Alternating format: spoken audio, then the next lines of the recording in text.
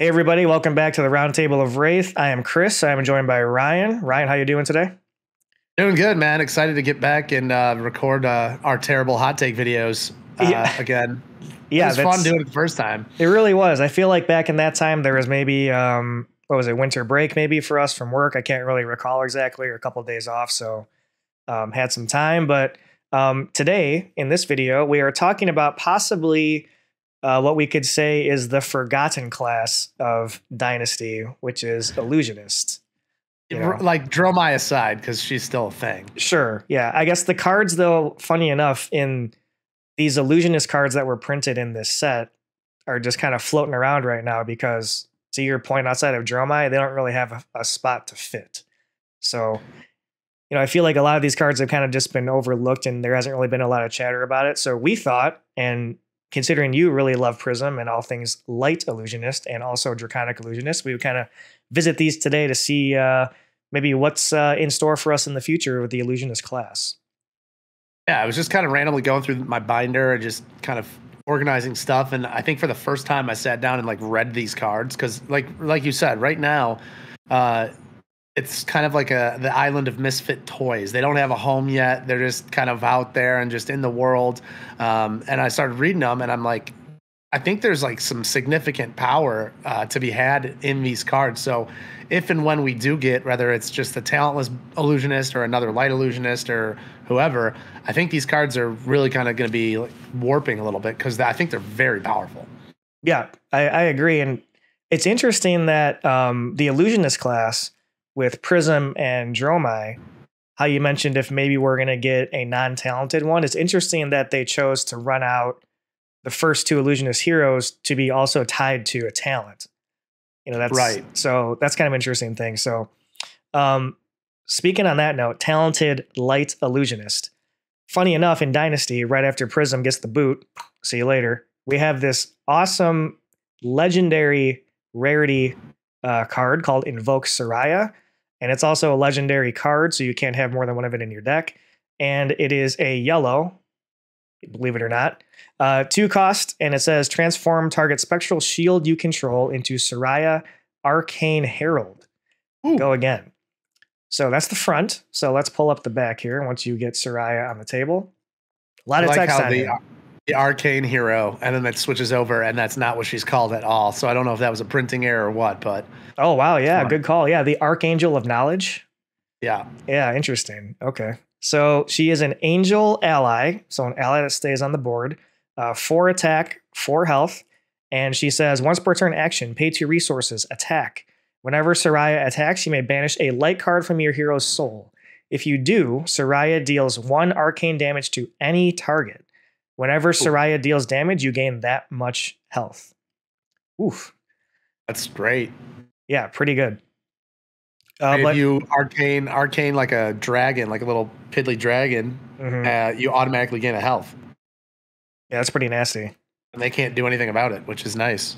Yeah, it's just kind of, I'm sure, obviously, when they hit the print button and, went on this, and they had this card in the set anyway from a while back, it's just kind of funny that Prism is not legal in Classic Constructed when they released this card, but right. But clearly still legal in Blitz. So, I don't really recall. I mean, it seemed like Prism was pretty popular at the World Championship back in, was that November? So, yeah. Prism still has some legs in Blitz. So, I'm pretty sure this would just be a slot in. I don't really see why you wouldn't, but. Yeah, I mean, the Invoke blocks for 3. I mean, there's no reason not to slot it in. Yeah. It's just funny that these Light Illusionist cards, like, obviously with the Luminaris and all these yellow synergies, it's like, it's basically just Prism. Like, I don't really see why they would print another, or if they print another Light Illusionist that's also synergistic with the yellow theme, it's going to be interesting how they can figure out how to make it feel different or, be different and not just be another basically reskin Prism or something, but right, like it has to be a completely new. I mean, and you're not getting the Luminaris back. The Luminaris is gone too. So getting another weapon that cares about yellow in a different way or a different light. Sure. That'll be an interesting design choice to see where they go from there. But Sure. I am excited. Yeah. Yeah, but they got this cool Marvel, right? So it's kind of like if you were the person to open the Marvel Soraya, it's kind of like when you open the cold foil Duskblade, and you're like, oh well, that's cool. But you're a huge blitz player. Like you're yeah, I mean maybe. stoked. Yeah. Well, They can fetch. I'm sorry, they go for a lot. I mean, it's nice. Oh, the Marvel, yeah. They do sell, yeah. Sure. Yeah, I didn't realize that thing that you mentioned. Yeah, where it says transform into Soraya Arcane Herald, and that's a different name on the back. That's kind of funny, actually. Whoops. All right, so with the one Light Illusionist card out of the way, the rest of the cards are just Illusionist cards. Like you said, just vanilla Illusionist, no talent that is attached to it. And the first one we're going to look at is a common, which is called Spectral Prowler.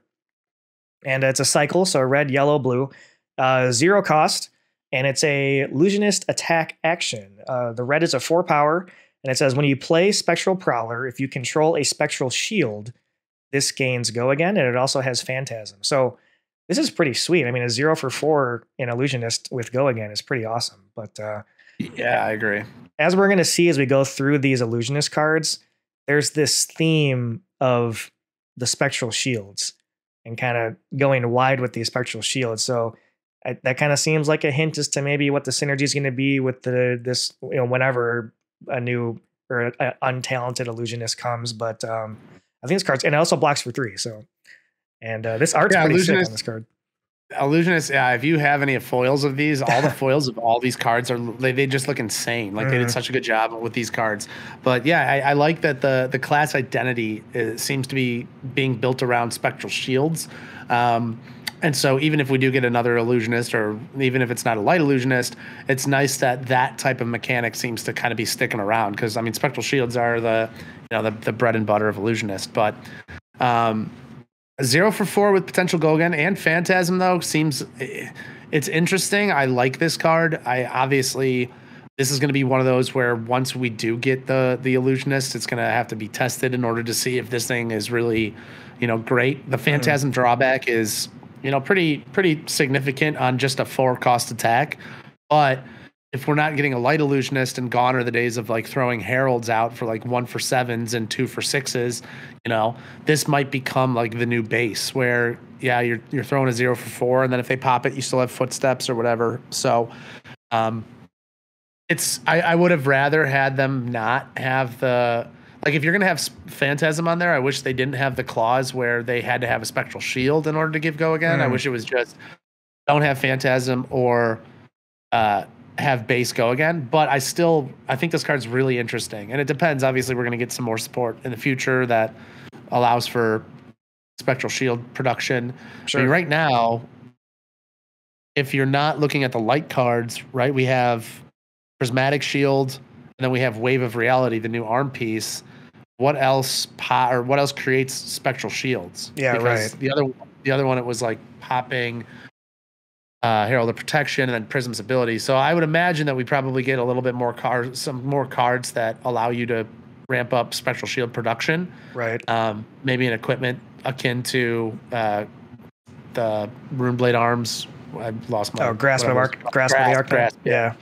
Something like that, maybe. But anyway, it's interesting. It's cool that this card it exists. Yeah, I was just thinking about like maybe they're gonna print something like like a Rake the Ember style thing, but you're gonna, instead of making the Aether Ashwings, you make Spectral Shields or something like that, or they got to give you a way to make them. But it's with some of these Dromai decks that are starting to include more 0 power attacks, the Rabbles and the Snatches and that kind of thing. I mean, this card is another piece of density for that style of strategy. So just something to keep an eye on. 0 for 4 is not bad. Even if you don't have Go Again, it's still good rate. You do have the drawback of Phantasm, but like if you're Dromai, this could be sneaky. Like if you're throwing this at them, they don't want to waste a popper on this card, right? Like they're focusing on dragons. So if you throw this at them, obviously there are other 0 for 4s that are probably better in slot, but how many of those 0 for 4s block for 3? Like Snatch doesn't, Place Headlong doesn't. Those are all 2 blocks. So this could be, an interesting consideration, but I think And as far as like, this is right up there with Spears of Surreality, right? The 0 for 4 versus the 1 for 5. So I think this, I like this card. This card's cool.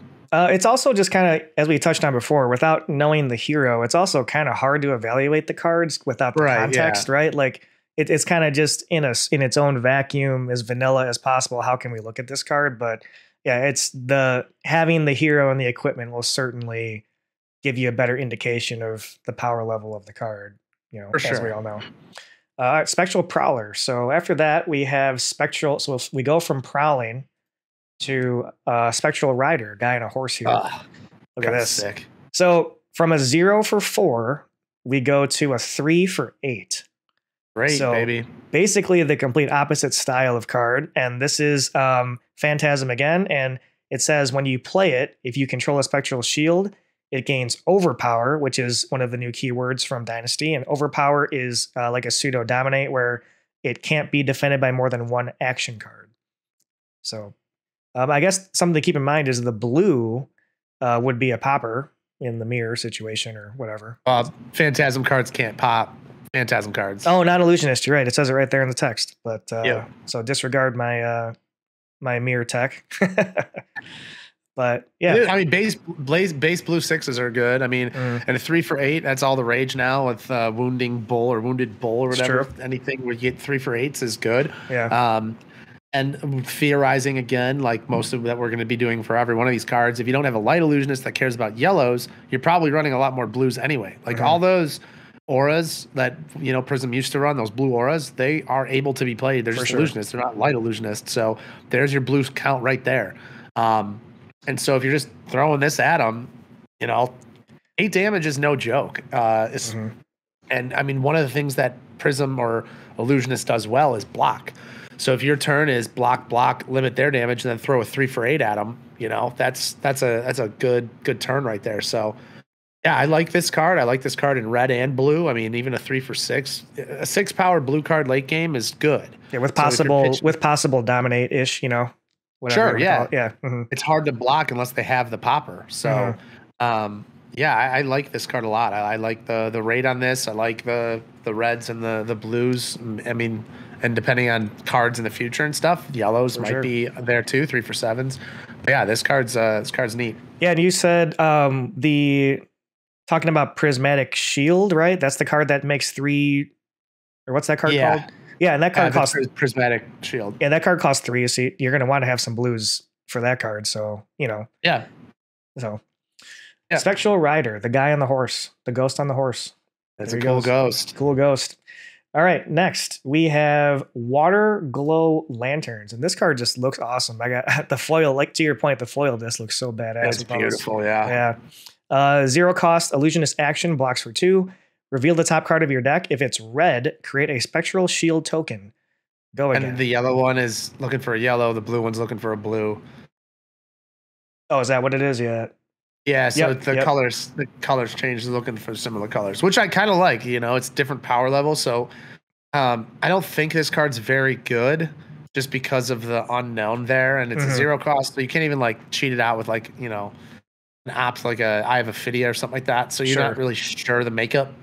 I mean, obviously you can tailor your deck towards hey, I have a 75% chance. Ask Levi how that goes sometimes. But yeah, I wish it was hey, if it's red, create 2 3 I don't know. Having the chance to just create 1 Spectral Shield doesn't feel really good. But it's a beautiful looking card. It's interesting that they made it a block 2. Yeah, right. Which kind of implies to me that whatever hero equipment synergy, weapon synergy they have, maybe the value of a Spectral Shield is pretty good.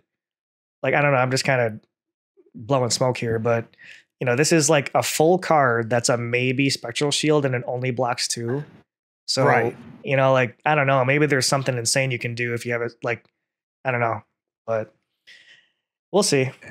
Yeah, it'll be interesting to evaluate once we get all the information, but I just don't see one card for one shield as an action just doesn't feel good. No, definitely not. Yeah, Doesn't feel good. totally And like agree. two blockers and Illusionist are kind of they're problematic because you want to save those shields and stuff. Mhm. And so if you're only blocking two and now you have to commit, more than one card to protect your spectral shields, that feels terrible. Yeah, no bueno, no bueno.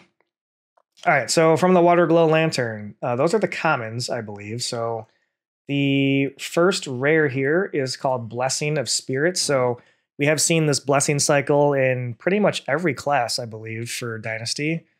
So this is a 1-cost red, cycle, red, yellow, blue, but a 1-cost aura that stays on the board. It's a 2-block, and it says at the beginning of your turn, destroy Blessing of Spirits, then create 3 Spectral Shield tokens. And it also has Ward 1. So this is an interesting keyword. So it says, or if your hero would be dealt damage, prevent 1 of that damage and destroy Blessing of Spirits. And we were talking about this off camera, but Ward is an interesting mechanic to where if your hero eats some damage, it's just a replacement effect. You don't have the choice of saying no to the clause. It has to be destroyed. Yep. So, but just with that in mind, the yellow is make 2 tokens and the blue is make 1 token. The classic cycle value there. But yeah, interesting with the ward. So there's got to be a way that, maybe you can do some sort of, a la Prism, some sort of instant speed thing of like, getting this card out end step so your opponent can't hit you or whatever. But, otherwise, I guess the Spectral Shields also prevent the damage, but it's going to be interesting to see how Ward plays out in these Illusionist cards moving forward. Yeah, I'm really, really excited about Ward. I think it's gonna be really cool. I like this card until you realize that it's not an instant and it doesn't have go again. It's just an aura. But I kind of get why they're doing it because you're playing a card now from hand that is effectively a Spectral Shield. You're adding it. You're playing a card on the board that is now adding 1 to your health total, which is that's never been seen before. Which is pretty awesome of a thing. The thing that kind of I'm speculating or I'm considering, or as my little tiny brain works through these things, if you go back to Soraya, right? One of the things that I noticed is that she has Ward 4, but also has 4 health. So what that's saying is it's essentially the same thing, but there is a key difference, right? The 4 health she has to be targeted. Ward 4 just procs regardless. And so my thought process is you're going to get a card, or Illusionist is going to get a card that allows you to turn Ward off of a target card.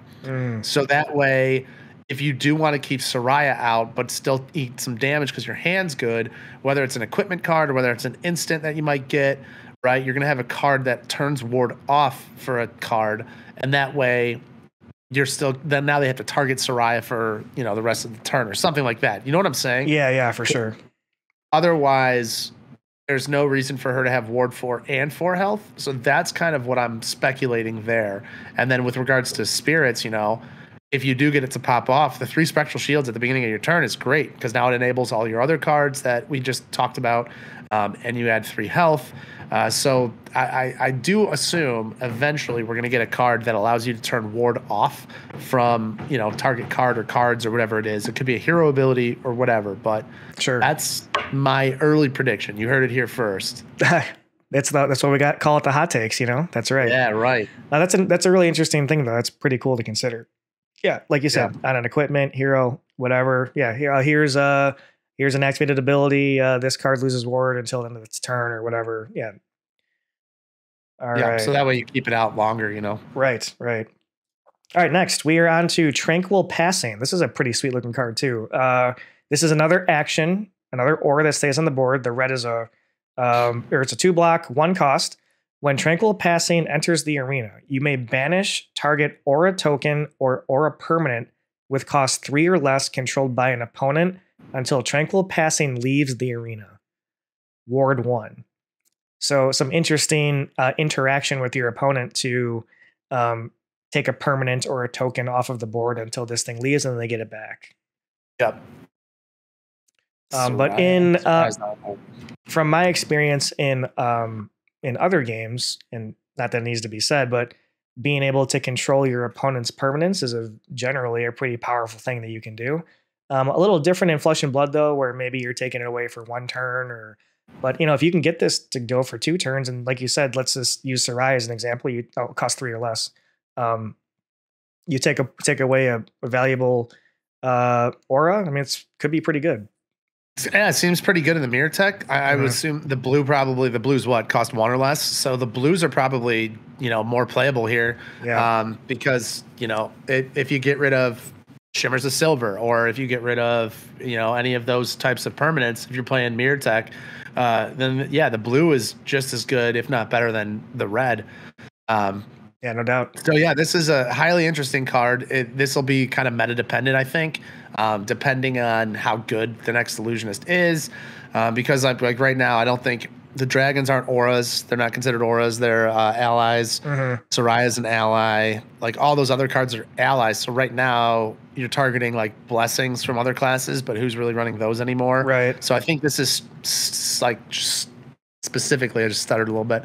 This is specifically a mirror tech until we get more auras that get printed on. But sure, it's a good tool to have in the box. It's a very interesting design here. For sure.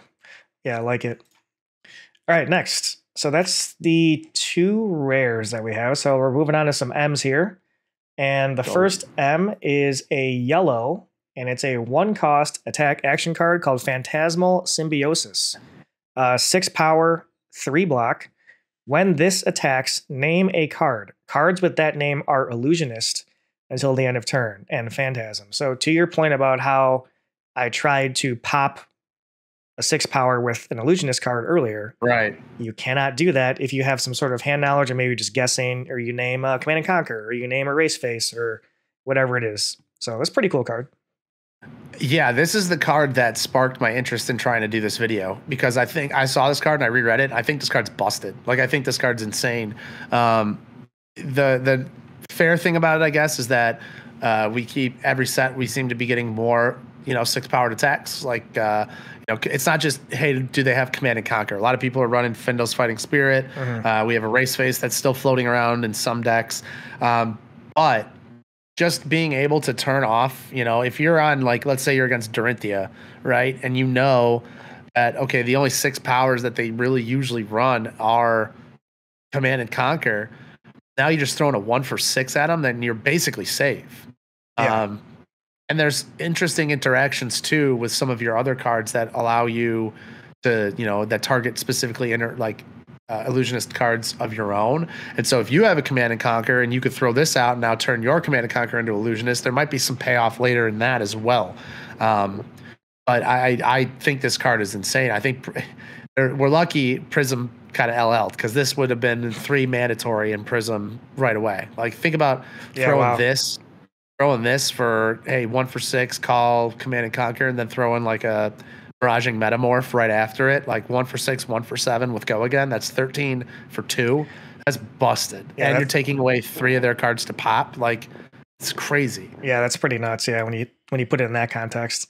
Yeah, this card kind of makes me think about too the cards from Monarch, the buffs, Phantasmify, and then there's another one, Veiled Intentions. That's like, +5 or +4 or something like that for 1. I forget exactly what it is, but that's 2 cards for what, 11 or whatever. That's a lot. So, and you're taking away. I mean, they're sitting there with an answer, right? They're like, oh, okay, I have an Erase Face, it's fine. And then you're like, okay, +5 and call Erase Face, and then they're like, oh, okay, yeah, sick. Like, it's amazing, and it blocks for 3. This card is crazy. Yeah, it's pretty bananas. Yeah, and they made it a yellow just for the heck of it. Could have been a red. Why not? Yeah, why sure. not? Yeah, of course. Yeah. And it only costs 1 because Illusionist stuff. For sure.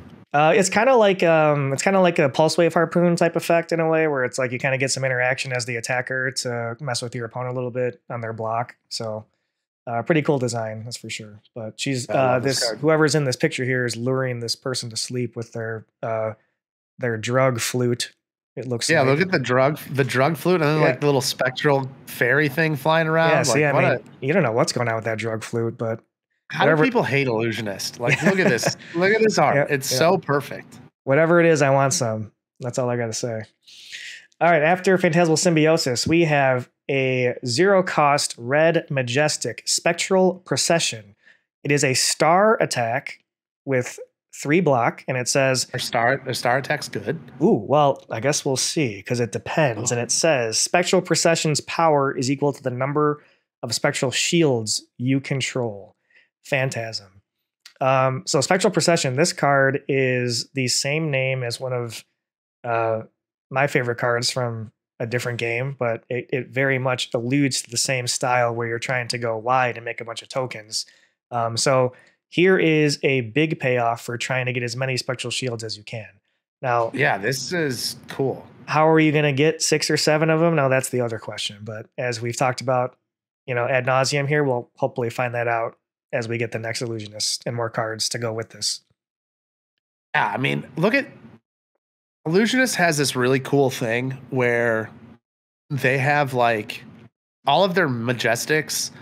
I don't know, maybe it's just because I like the class and I've played the class, but all their majestics feel majestic-y. And they all do different things. Like even the ones that aren't, like Fractal Replication had a little bit of playthrough, but like you can read that card and you're like, wow, this feels majestic. Like this feels like a really strong card. And then you have like Phantasmaclasm where that hasn't seen a lot of play, but then you read it and you're like, this feels like a really strong card. Like, and that's kind of what I feel about this one too. Like, will it be great? I don't know. It depends on how easy you can build up those spectrals and keep them out there. Mm-hmm. But when you look at this, you're like, wow, this feels like it could be a really strong card. And I love that about Illusionist specifically. I know that a lot of other classes that, people that play those classes probably feel the same way about their cards. But Illusionist kind of just hits me differently. That's why I like the class so much. These base majestics just feel so strong. And yeah, how many shields do you need in order for this card to be great? Like yeah, four, yeah, 5, 4 plus, I guess, right? Because 4 is the rate, yeah. 0 for 4. So, but yeah, so it's just cool to know that obviously the ceiling on this is basically unlimited, depending on how the card pool is going to shake out. But and it's a block 3, so at the worst. Illusionist is the best class at preserving spectral shields, right?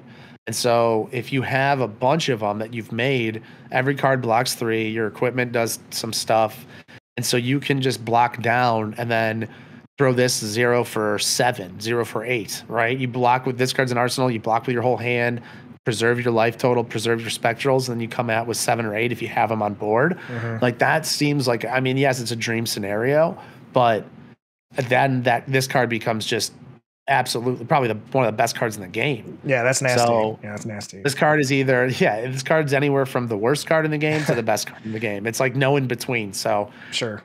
Yeah, I mean, obviously build around card. The floor is clearly pretty bad when you got a 0 for 0 potentially in your hand, but But then it's just a block 3. Yeah. It was like Fractal. The payoff for Fractal was crazy, but like if you didn't have it or you didn't set it up, or you just drew it at the wrong time, it was just a block 3, and you're okay. You just move on with life. That's not your win condition. All your other attacks are 1 for 7s and 1 for 6s. Like you don't care if this one card is just a blocker because Tunic 1 for 6 call with whatever the last one was, the drug smoker one. Symbiosis. Yeah, the drug flute. Yeah. Hey, okay. This card was trash, but hey, 1 for 6. I feel good about my life. Like for sure. Very cool. Spectral Procession. Like it. All right. Next, we have a book. This is the Tome of, are we saying AO? EO? What do you want to go with? AO seems good. All right, I like AO. I like it. So it's a book inside of a tree that's kind of glowy-ish and dripping with some kind of liquid sap type thing here, But it's the people are here for our description. Sure. In case you couldn't see it, let me just describe it for you. This is exactly what I actually drew this picture. It's a 1-cost blue aura that stays on the board. 2 block. At the beginning of your action phase, destroy Tome of AO, then draw a card. Ward 1. Drawing cards is good. Drawing cards is good. Drawing cards, yeah. And it's a blue, so we like that. We like that stock. Yeah, I like this card a lot. I think this card's very good. Like if you can keep it around with the ward, depending on how that works, but keep it around, and then you get a card. This is one of those cards where it's like, hey, turn end, I'm going to play this. I'm going to then block with some cards, limit damage, whatever I have to do, and then pop, I get one of those cards back. Like it's a very defensive card, which I like, because I think that's kind of how Illusionist likes to play in general, is be more defensive and have these big payoff turns. But yeah, I read it initially and I was like, that card kind of sucks. And then now that I'm kind of diving into the mindset and kind of getting into the direction I think they're going to go, I think this card's better and better every time I look at it. Does top of my head, does Illusionist have another book? I can't remember. There's a light card, which is the Tome of Divinity. Oh, Tome of Divinity. Yeah, right. Yeah, it's not Illusionist, though. It's just light. Oh, yeah, it's just a light card. Right. Yeah. Gotcha. So technically then they don't. This is the first Illusionist This tome. would be their first Illusionist book, yeah. Gotcha. And it's hiding in the tree, so. I'm like a nerd for all the tomes, man. I love Heck yeah. Yeah, every one of them. And I like how they're all draws. They're all do the thing. They have a very similar. It's just very good flavor. It was such a cool vision, such a cool vision from the beginning, where they're like, we're gonna make all these books, the card draw cards. Like that's so awesome. Yeah, I love that stuff. Tome of AO. I did notice this art is done by Mark Poole, who is a famous TCG artist. So shout out Mark Poole. All right, we have just the equipment left, then I believe. So let's do Wave of Reality first, and then we'll talk about the Kimono. So Wave of Reality, this is an arms piece at rare, and it says, when Wave of Reality is destroyed, create a Spectral Shield token. It does not block, and it has Ward 1. So here's a... It does block. Well, I think it does block, you're right. This card's insane. Like, it's a 2 health. Like, you get 2 health on it. Mm-hmm. And it's just like, yeah, you don't get to determine when that happens, but it's like, might as well be a 2 block. I mean, obviously it works different with the math, but getting a Spectral Shield and then preventing 1 health. I don't know if this is going to be like the standard or the stock standard if they print a better, arm piece, but I think this card's great. Yeah, and it's also, when you make the Spectral Shield, obviously that could be enabling some of your offensive tools as well. So yeah, basically doing everything you want. Just the colors and it's another beautifully drawn card. It's perfect. For sure. But yeah, I think this card's very good. I mean, think about this. If you got hit or you took a rip of that drug flute, okay, and then you put the Wave of Reality on, I mean, you're in outer space for probably a half hour there. Yeah. Oh, yeah, you're gone. You're gone. All right, last we have the Kimono. Celestial Kimono. Awesome looking card here. Oh, beautiful. Big M piece here, chess piece. Once per turn. When Celestial Kimono or a non-token permanent you control with Ward is destroyed, you gain a resource, and then this also has Ward 1 itself. I mean, pretty interesting card. Yeah, and it's so interesting, right? Because like you're getting attacked on your opponent's turn, right? So why would you want the resources on that turn? Right. Right. Like I'm trying to think. I think that I'm looking at, okay, so now I'm looking at it, mm-hmm. and now a light bulb just went off, and I think this is where you were going, who knows? Mm-hmm. But Tome of AO says at the beginning of your action phase, destroy Tome of AO, and then draw a card. So not only are you drawing a card, you're also getting a resource. So it's not being destroyed by your opponent, you're satisfying the clause of the card by keeping it around. So you're drawing a card and getting a resource based on Kimono's text. Same thing with, I guess, the Blessing as well. Yeah, so Blessing gets destroyed. So now you're creating 3 Spectral Shields and you're getting a resource. That's awesome. This is pretty broken. Yeah, that's so pretty good. crazy.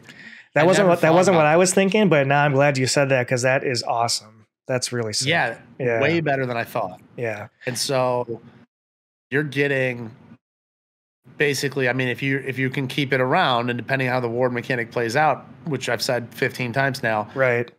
You can keep those things around, you're netting free resources per turn. That's awesome. And just the way that these cards kind of function, it's like, to your point about controlling the Ward, like, it seems like that kind of has to be a thing somewhere, because otherwise you're just flying by the seat of your pants. Like, maybe it gets blown up or whatever. Like, and like, maybe the play within the character is like you have to pick and choose like only one thing you could hit with the stopping the ward, turn off the ward for a turn or something like that, you know? So, but yeah, it says another key here is non-token permanent. So it doesn't trigger off of spectral shields getting blown up. Which is great. Yeah. I mean, that's fair. I like the flexibility of this because you are allowed to gain a resource on your opponent's turn. So if you do have multiple ward things out, you know, you let one pop, you gain a resource, and then maybe you get like a, you know, a 1-cost defense reaction that that they print later on. So now I'm gaining a resource on my opponent's turn, and I don't have to pitch another card to play the defense reaction from my hand. You know what I'm saying? So yeah, that seems really good as well. I think this card, I liked this card. I was interested by this card, and now that I'm finally understanding it, luckily we did this. I think it's way better than I anticipated. I think it's great. Yeah, that whole tome or a beginning action phase thing, that's big game for sure. That's really cool. It's really cool. And we also have that awesome Marvel, which I believe you said you just got one of these bad boys recently. Yeah, I've been specking on this class because, like, when does LSS ever print a bad Illusionist, right? I don't know if it's going to be, I don't know if they're going to get it or we're going to get it in like the next set or whenever, but I think that when they do come to this character, this class again, I think all these cards are then all of a sudden going to become, you know, super relevant, which I'm really excited about. Yeah, it's just to kind of wrap everything up. It's kind of what we've been saying the whole time. It's interesting, I guess, kind of similar to like the merchant class in a way, where it's like all these things exist, but as far as how they're going to be maximized is still, we don't really know exactly. So that's the same thing with this card pull from Dynasty. It's where it's like, you know, there's bits and pieces of it. And I guess they kind of did hint at it too from Monarch, like these different types of cards that I mentioned before, like Veiled Intentions, Phantasmify. What's the big three, Phantasmaclasm, like all these kinds of things. And they just haven't exactly found a home yet because the hero doesn't exist. But clearly it's going to be coming at some point.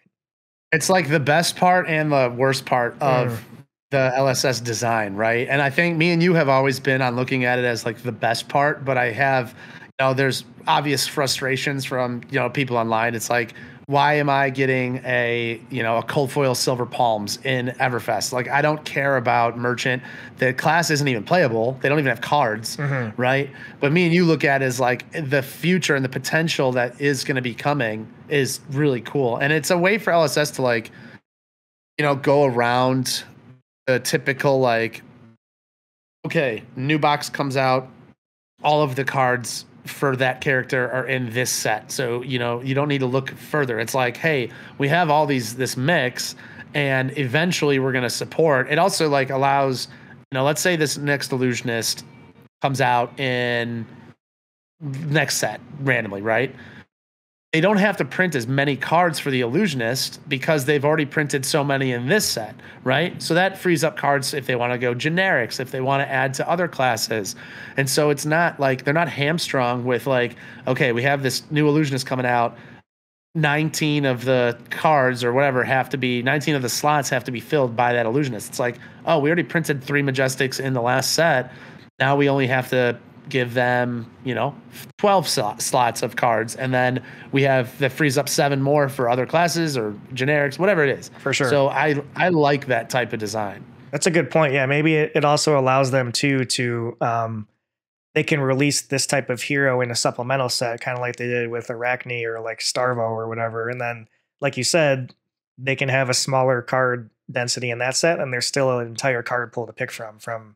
Yeah, the generic Illusionist pool is huge already. And like a lot of those cards, Prism didn't even run those cards because they had light Illusionist pool, right? So you have a huge Illusionist pool to pull from. So if they wanted to go talentless or talented, either way, Illusionist has so many options. It's like it's like the Axe Warrior that I know I'm never getting, that I talk about every thing, like, right? You have a lot of cards already dedicated for Axe support. They just have to decide to print the hero, which is, it's a cool design. For sure. Cards are collecting dust now, but when we do get it, it's going to be really fun to go back and be like, oh yeah, this card exists. I forgot about that card. Yeah, like you said, dust off the binder and pull out all these awesome tools or awesome toys that have been waiting for some use. So definitely. But yeah, that's the Illusionist class from Dynasty. So this is Ryan and I's, 150% ignorant, idiot hot takes about what's going to be happening in the future. So please leave a comment if anything piques your interest or anything that you speculate might be happening in the future with the Illusionist class. But thanks for watching, everyone. On behalf of Ryan, I am Chris. We'll see you next time.